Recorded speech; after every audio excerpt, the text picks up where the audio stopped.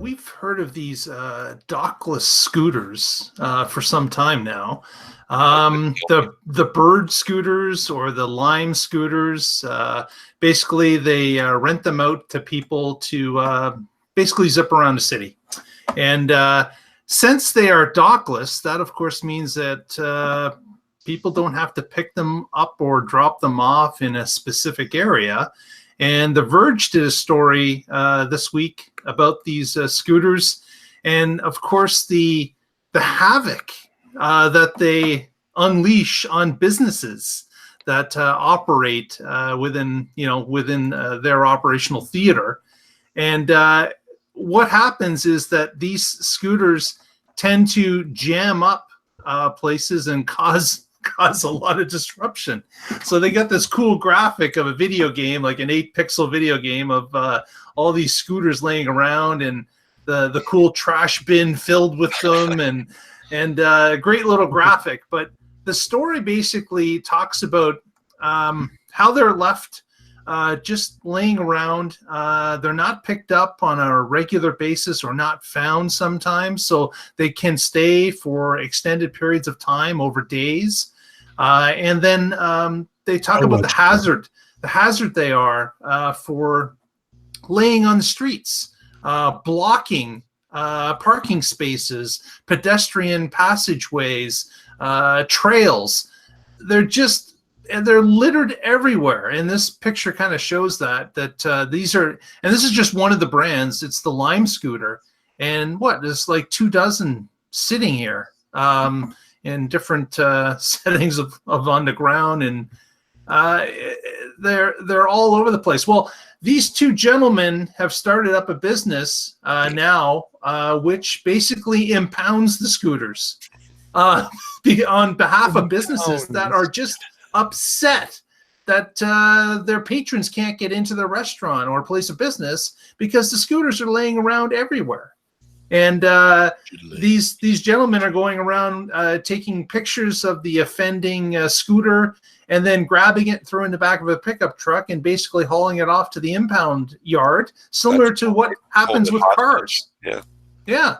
So I ask you to, if you have some time, to read through this article, but it's interesting about how these scooters are affecting businesses and what the problems are. And I come from an area that we do have Lime scooters. There's a trial period going on over the rest of the summer here in KW. But Russell, you'd probably be better equipped to talk about this type of photo than I would. Well, interestingly enough, I didn't recognize this link because I hadn't read this Verge story, but I had read another story in the San Diego Tribune because this is local news here.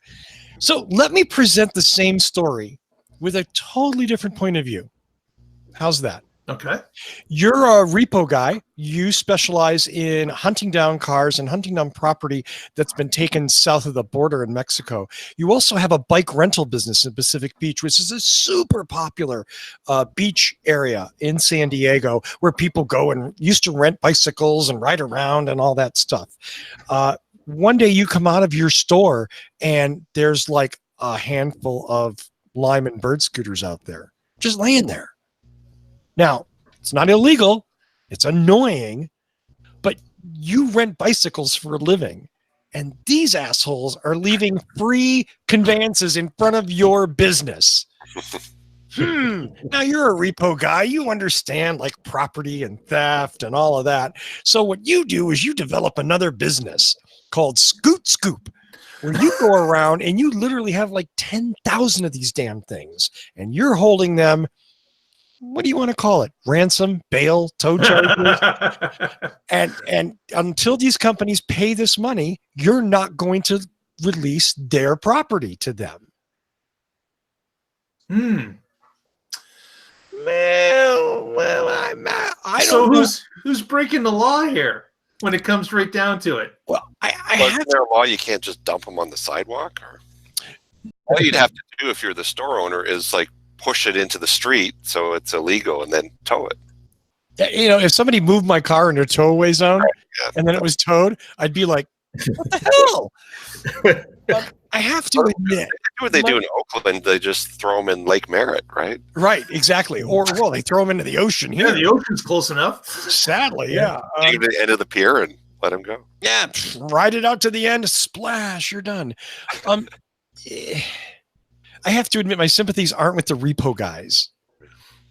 I definitely see where Bird and Lime are screwing things up, but I've also been down in San Diego enough to know that they're working really hard to do things much better than they used to.